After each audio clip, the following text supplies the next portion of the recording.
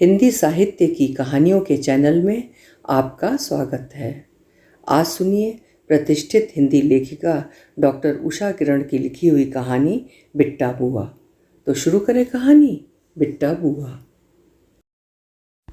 बचपन की न जाने कितनी स्मृतियाँ और न जाने कितने उन स्मृतियों के पात्र होते हैं जिनके अस्तित्व को हम साधारण समझते हैं। उन्हीं के अस्तित्व कभी कभी हमारे मानस पटल पर बहुत स्थान पा लेते हैं, अनजाने ही।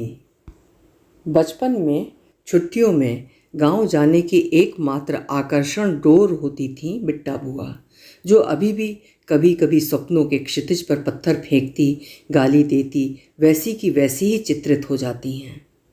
हमारे गांव में परंपरा अनुसार बेटियों को बिट्टा कहकर संबोधित किया जाता था। उसी संबोधन में दूसरी पीढ़ी ने आगे दूसरा संबोधन बुआ जोड़ दिया और वे पूरे गांव की बिट्टा बुआ हो गई। किसी के भी घर जाते समय हमें बिट्टा बुआ के चबूतरे के सामने से ही गुजरना पड़ता था। पेटीकोट जैसा उनका सफ़ेद लट्ठे का लहंगा, जो प्रायः सिलेटी हो चला होता, उनकी क्षीण कटी में झूलता रहता। छोटे गले का ब्लाउज और आधे माथे को ढकता दोनों कानों के पीछे से होता हुआ सिर के पीछे झूलता मटमैला दुपट्टा, और कानों के बड़े बड़े छेदों में बेले के फूल खुसे होते। बचपन से लेकर आखिरी समय तक मैंने उनको इसी रूप में देखा। हाँ, पैरों में अवश्य जूते चप्पल तरह तरह के होते। किसी का पंजा गवाक्ष बना होता तो कोई एड़ी से साथ छोड़ चुका होता। पूरे गांव में भला कौन था ऐसा जिसके जूते चप्पल ने अपने जीवन के आखिरी पल उनके चरणों में न बिताए हों। कोई भी दावत हो, शादी, दशतौन या बरसी, बिट्टा बुआ पहली ही पंगत में अनिमंत्रित ही पत्तल उठाकर बैठ जाती और परोसने वाले के कुर्ते धोती खींच खींच कर परोसना भारी कर देती, और यदि कोई अभागा झुंझला पड़ता तो विभत्स गालियों से उसकी 7 पुश्तों को कोसती। हाथ नचाकर तब तक अपनी चौपाल पर फटी फटी आवाज़ में प्रलाप करती रहती जब तक स्वयं ही वापस जाकर उस अपराधी को बड़ी उदारता से क्षमा कर छक कर न सिर्फ खा आती अपितु साथ बांध भी लाती। गांव के बच्चों के लिए तो वे एक दिलचस्प मनोरंजन थी। नाक पर उंगली फिराकर चिढ़ाने वाले उद्दंड बच्चों के पीछे पत्थर और गालियों के ऐसे अमोघ अस्त्र फेंकती कि उनकी माताएं कान पर हाथ रख बच्चों को कूटती पीटती, बिट्टा बुआ को कोसती, बच्चों को घर ले जाती। बहुत साल पहले जब मैं 10 साल की थी और दीदी 12 की रही होंगी, हम होली की छुट्टियों में गांव गए थे। अचानक दीदी बदहवास भागती आईं और कमरे में छिप गईं। जब तक मम्मी कुछ पूछती, इतने में कर्कश आवाज़ में गालियों के पिटारे से ऐसी ऐसी गालियां निकाल उनके भूत भविष्य को अंधकार में होने का श्राप देती, बिट्टा बुआ आंगन में नमूदार हुई। मैं बहुत डरपोक थी। भाग कर बरामदे में खड़ी चारपाई के पीछे छिप गई। वे माँ के पास जाकर दीदी की शिकायत कर कोसने लगी। साली नाक काटत है, 2 दिना की छोकरी, अरे तेरी छट्टी खाए रहे, राम करे और राम जाने क्या क्या। तब मम्मी और ताई जी जल्दी जल्दी उनको मनाने में लग गईं। साबुन, घी, गुड़, पुरानी धोतियाँ, बची मिठाई का चूरा सब उनके पल्लू से बांध मम्मी ने उनका हाथ पकड़कर जबरन बिठा लिया और पंखा झलने लगीं। तुम फिक्र न करो, जाड़ों में ब्याह कर देंगे हम इसका, पाप कटे, बहुत सिर चढ़ती जा रही है, सास डंडे मार मार कर दिमाग ठीक कर देगी। मिष्ठान को ललचाती आंखों से तौलती, संभल कर गिरगिट सा रंग बदलती बिट्टा बुआ क्रमशः मिष्ठान का चूर्ण फाँकती, खीसे निपोर बड़े ही दुलार में होंठ आगे निकालकर धीमे धीमे मम्मी को ही समझाने लगी। अभई नाय बहू, लड़किनी है, बड़ी सुलक्षणी बिटिया है। हम तो बिज बिहारी की लड़कनी को कह रहे थे, तुम्हारी तो साक्षात लक्ष्मीनी है। कहाँ है बिटिया, तनिक आशीष दे दें। पर दीदी रिस्क लेने वाली कहाँ थी। जब बिट्टा बुआ गदगद कंठ स्वर के आरोह अवरोह में आशीषों के फूल बरसाती अपनी चौपाल पर जाकर जूते और चुन्नी साबुन से धोने लगी, तब दीदी हाथ झाड़ कर निकली। चलो टली चुड़ैल बुआ। मम्मी त्योरियाँ माथे तक चढ़ाकर कुछ कहती, तब तक तो वे बाहर भाग गईं और चटापट ताऊ जी से एकदम भूली भाली बन मुंह लटकाकर आंखें झपकाकर सफाई देने लगीं। सच्ची मुच्ची में ताऊ जी, बाई गॉड, हम तो नाक का पसीना पोंछ रहे थे, चिढ़ा थोड़ा ही रहे थे, बिल्कुल भी नहीं। और 2 दिन बाद वही लपड़ झपड़ भागती दीदी और पीछे पीछे रड़चंडी सी बिट्टा बुआ। मैं बहुत डरती थी उनसे, अतः सामने पड़ने से भी कतराती थी। कभी हमारे घर आती तो मैं बरामदे में खड़ी चारपाई के पीछे से छिपकर झांकती रहती। एक दिन तरला बुआ के साथ उनके घर के सामने से सहमी सी गुजर रही थी कि तभी धम्म से चौपाल से हमारे सामने कूद कर जबरदस्ती हाथ पकड़कर बड़ी मनुहार और इज्जत से हमें अंदर ले गई बुआ। अरे रे रे कहती रह गई। मेरा तो डर के हमारे बुरा हाल था। टांगें कांप रही थीं और हलक सूख रहा था। आंगन में पड़ी झंगोली सी चारपाई में बैठाकर अंदर से लाकर 2 फटे मैले तकिए हमारे पीछे लगा जल्दी से आंगन की क्यारी की तरफ चली गईं। मैं तो पहली बार उनके विचित्र राजमहल में आई थी, या कहूँ लाई गई थी। दीवारों पर कोलाज का सा दृश्य उपस्थित था। दीवारों को लीप पोत कर सीताराम राधे श्याम के अलंकारिक आलेखन के साथ साथ ऐसी ऐसी उपमाओं से सुसज्जित गालियाँ बेशर्मी से हंस रही थीं। पढ़ते पढ़ते बुआ को तीखी नज़रों से अपनी तरफ घूरता देख कटकर रह गई। ब्लेड के खाली रैपर, बीड़ी सिगरेट की खाली डिब्बियों की, कपड़ों व पन्नियों की कटिंग सब दीवार पर झिलमिला रही थीं। कमरों के कोनों में गांव भर के फटे पुराने जूते चप्पलों का ढेर अलग अपनी शान से मुस्कुरा रहा था।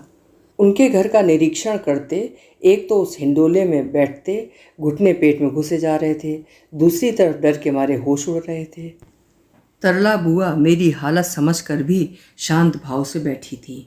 जानती थी कि पूरी आवभगत करवाए बिना त्राण मिलने वाला नहीं। तभी वे दोनों हाथों में 2 ताजे लाल गुलाब लिए आईं और हम दोनों को देकर फुसफुसाकर बताने लगीं कि कैसे आधी रात एक फरिश्ता आकर उन फूलों को छड़ी घुमा घुमा कर खिलाता है। वे चुपचाप देखती हैं पर बोलती नहीं, वरना फरिश्ता उड़ जाएगा और कभी नहीं आएगा, फिर फूल कभी नहीं खिल पाएंगे। उस दिन उनकी उस स्नेहमयी भंगिमा ने मेरा सारा डर भगा दिया। उनके कर्कश रूप की परतों में छिपे उस स्नेह पूरित नवीन रूप तले तो मैं अचंभित रह गई थी। अभिभूत होकर उनकी उल जलूल बातें सुनते फिर कितना वक्त निकल गया पता ही नहीं चला। हम लोग जब लौटने लगे तो फिर रास्ता रोककर खड़ी हो गईं और अपनी एकमात्र संपत्ति कुएं की महिमा बखानने लगीं कि सब जानते हैं कि उनके कुएं का जल कितना मीठा है। दाल तो मिनटों में घुट जाती है। कभी कभी वे पापा और ताऊ जी का भी रास्ता रोककर खड़ी हो जाती और जब तक अपने कुएं का गुणगान न सुन लेती एक कदम भी नहीं हिलने देती। ताऊ जी अक्सर उनको खुश करने के लिए बड़ी गंभीरता से समझाते, बिट्टा तुम अपने कुएं पर अपना नाम लिखवा लो। तो वे पुलकित हो जाती और पुरस्कार में अमृत स्वरूप कुएं का लोटा भर पानी ताई जी को दे आती और बदले में बड़े अधिकार से उसी लोटे में लबालब दूध या छाछ भरकर छलकती बूंदों को जीभ से चाटती ले आती। अब तक का उनका वर्तमान देखकर मुझे ऐसा लगता था कि झुकी कमर, झुर्रियों से भरे कठोर चेहरे और बेतहाशा गालियों के पीछे कोई इतिहास नहीं, कोई अतीत की छाया नहीं। जो कुछ है बस यही भावहीन उनका वर्तमान है। परंतु उस दिन घर वापस लौटकर बुआ से उनकी कहानी सुनकर कातर हो उठी। बिट्टा बुआ का विवाह कभी बहुत ही अच्छे घर खानदान में हुआ था। पति भी फौज में थे, परंतु विवाह के साल भर भीतर ही 16 वर्षीय बिट्टा बुआ विधि विडंबना से आहत, स्तब्ध, अपार रूप राशि, सूनी मांग और पेंशन की डोर थामे पुनः पियर की देहरी पर आ खड़ी हुई तो भाई भाभी के ताने और अपमान भरे स्वागत से हतप्रभ हो अधर में झूल कर रह गईं। ससुराल वालों ने पहले ही डायन, कुलक्षणी, मनहूस जैसी उपाधियां देकर सदा को धक्का दे दिया था और अब पियर की देहरी भी उनके घायल हृदय पर कसकर लात जमा रही थी। बगल में पोटली दबाए वे चुपचाप सारा मान अपमान पीती हुई कोने में मुंह छिपा कर सिसक उठी। धीरे धीरे हिम्मत कर संभाला खुद को। गहने बेचकर और पेंशन के पैसों को जोड़कर उन्होंने भाई के कच्चे सीलन भरे मकान को पक्का बनवाया। साथ ही बड़ी लगन से चौपाल पर बनवाया प्यासे राहगीरों के लिए एक पक्का कुआं। धीरे धीरे भाई भाभीयों के तानों, गांव वालों की उपेक्षा, तिरस्कार और उससे भी बढ़कर विधि विडंबना से आहत होकर बिट्टा बुआ अपना मानसिक संतुलन खो बैठी। निर्दयी भाई ने पेंशन हड़पनी शुरू कर दी और वे दाने दाने को मोहताज हो पेट की ज्वाला से आहत होकर घर घर के चूल्हे झांकने लगी। सारा स्वाभिमान तो मानसिक विकार ने धो ही दिया था। गांव वालों ने भी कुछ स्वेच्छा से और कुछ अनिच्छा से उनके इस हक को अपना लिया था। 2 वक्त की रोटी का जुगाड़ वे मान अपमान को परे कर जुटा ही लेती। कभी ना भी मिलती तो रास्ते में पड़ा कोई फटा जूता चप्पल ही उठा लाती और पहनकर पुलकित हो अपने कमरे में पड़े जूते चप्पल के ढेर पर उसी संतोष से सो जाती जैसे कोई नन्हा बालक अपने खिलौनों से खेलता हुआ थक कर उसी को सीने से लगाए सो जाता है, होठों पर मीठी मुस्कान लिए उसी के सपने देखता हुआ। परंतु जागने पर सारे दिन के ताने उल्हाने मान अपमान को ऐसे भूल जाती जैसे रूठ के सोया बालक उठने पर सब भूलकर पुनः खेल में मस्त हो जाता है। मुझे याद है एक बार तरला बुआ और बुआ की चुलबुली सहेलियों की चहकती टोली छत पर खूब चहक रही थी। बिट्टा बुआ ने उन्हें देखते ही अपनी चौपाल से उसी पावन ग्रंथ का पाठ अभिनय सहित ऊंचे स्वर में करना प्रारंभ कर दिया। बुआ का मुंह क्रोध से तमतमा उठा, परंतु इस सब से बेखबर बिट्टा बुआ तो बस बुआ की काल्पनिक बेचारी सास के कर्मों को ठोंकती लगातार मातमी स्वर में पृथ्वी मैया के रसातल में चले जाने की दुआ मांग रही थी, क्योंकि भले घर की लड़किनी होकर भी तरला बुआ छत्ता लगाए सुहानी शाम का आनंद ले रही थी, और वो भी बिट्टा बुआ के होते। झटकती पटकती धम धम करती तरला बुआ बड़बड़ाती नीचे उतर आई। ताई जी ने पूछा, क्या हुआ? बुआ रुआसी होकर चिंचिनाई, और क्या, वो खड़ी है ना चौपाल पर जगत सास। जब तक हैं सारी लड़कियां हमारे गांव की आवारा ही रहेंगी। मेरा नाम लेकर पता है हमारे कुल का नाम रोशन कर रही हैं। उसी दिन शाम को जब बिट्टा बुआ अचार मांगने आई तो अनसुना कर तरला बुआ आंगन में बैठी सब्जी काटती रहीं। हवाओं का रुख भांपते ही बिट्टा बुआ ने उनके हाथ से चाकू छीन सब्जी काटते काटते ना जाने किस जादुई छड़ी से मंत्र मारकर बुआ की नाक पर बैठी मक्खी क्षण भर में ही उड़ा दी थी। आधे घंटे बाद ही वही बिट्टा बुआ हमारी बुआ महान का यशगान करती कागज में 6-7 आम के अचार की फांकें हाथ में दबाए चली जा रही थी। जीवन के अंतिम वर्षों में उन्होंने हमारे घर आना छोड़कर अभी भी हृदय के किसी जीर्ण कोने में शेष स्वाभिमान की झलक दिखा ही दी थी। उन दिनों हमारे घर को विपत्ति के काले पंजों ने जकड़ रखा था। यमराज हमारे घर आकर जैसे जाने का रास्ता भूल गए थे। ताई जी की बीच वाली बहू का मुरादों से मांगा इकलौता बेटा, ताऊ जी की बड़ी बेटी का 3 बेटियों के बाद हुआ प्यारा बेटा, खानदान की और 2 बेटियों के प्राण और हमारी सबसे दुलारी हस्ती खिलखिलाती तरला बुआ की नाजुक गर्दन अपने लौह पाश में बांधकर न सिर्फ ताई जी के अपितु हम सभी के हृदय पर 2 माह की मेहमानी खाकर लात जमाकर झूमते झामते चल दिए थे। दुर्भाग्य से एक शाम ताई जी बेदम सी आंगन की चारपाई पर बेसुध सी पड़ी थी। तभी बिट्टा बुआ शोर करती आंगन में आकर ताई जी से खाना मांगने लगी। जब ताई जी नहीं उठी तो खाली कटोरी लेकर तरला बुआ को ही आवाज़ दे देकर ढूंढने लगी। सब भीगी आंखों से इधर उधर हो गए। जो तरला बुआ बिट्टा बुआ को खाली पेट और खाली कटोरी लेकर कभी नहीं जाने देती थी, आज इतनी दूर छिप गई थी कि उनके लाख पुकारने पर भी घर के किसी कोने से निकल कर नहीं आ रही थी। जो घर तरला बुआ की खिलखिलाटों और हंसी मजाक से चहकता रहता था, आज भुतहा सा लग रहा था। ताई जी की नकल करता जो मिट्ठू सारे दिन छुटकी छुटकी की टेढ़ लगाता रहता था, उदास पिंजरे के कोने में सिकुड़ा सा चुपचाप इधर उधर देखता रहता। बिट्टा बुआ ताई जी का आंचल खींचने लगी। छोटी ताई जी आंखें पोंछती उनके लिए खाना ला ही रही थी कि तभी बड़ी ताई जी विद्युत गति से उठी और सन्निपात पीढ़ से चिल्लाकर ऊंची आवाज़ में उनको बहुत कुछ कह गईं और दरवाजे की ओर उंगली कर जाओ बाबा यहाँ से कहकर कमरे में चली गईं। हमेशा ही बड़बड़ा कर शोर मचाकर जाने वाली बिट्टा बुआ अवाक सिर झुकाए चुपचाप जाने लगी। छोटी ताई जी ने खाने को कहा। ताऊ जी ने बहुत रोका मनाया, पर वो बिना खाए चुपचाप चली गईं। बस वही हमारे आंगन में बिताया उनका आखिरी दिन था।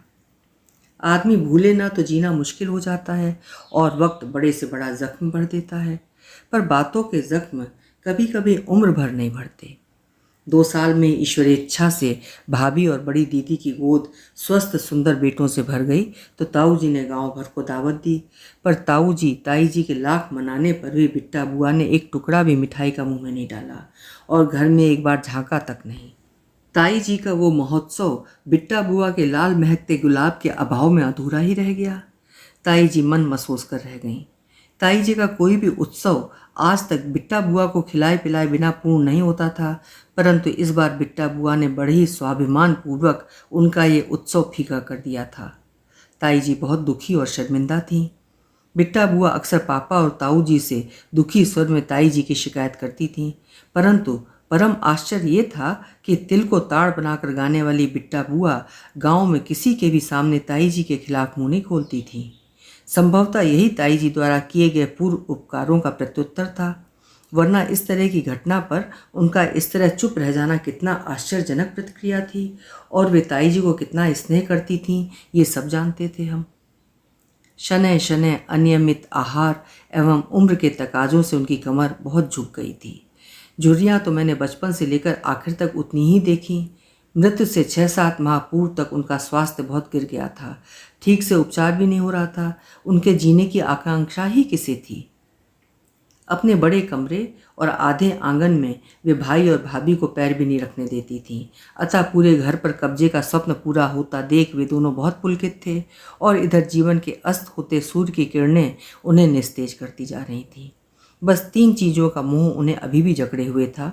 कभी घिसट घिसट कर क्यारी से ढेरों लाल गुलाब तोड़कर तकिए के पास सजा लेती, और कभी गिरती पड़ती चौपाल पर जाकर कुएं को तृप्त आंखों से देखती रहती, तो कभी जूते चप्पल के ढेर को कृपण की संपत्ति की भांति कांपते हाथों से सहलाती रहती।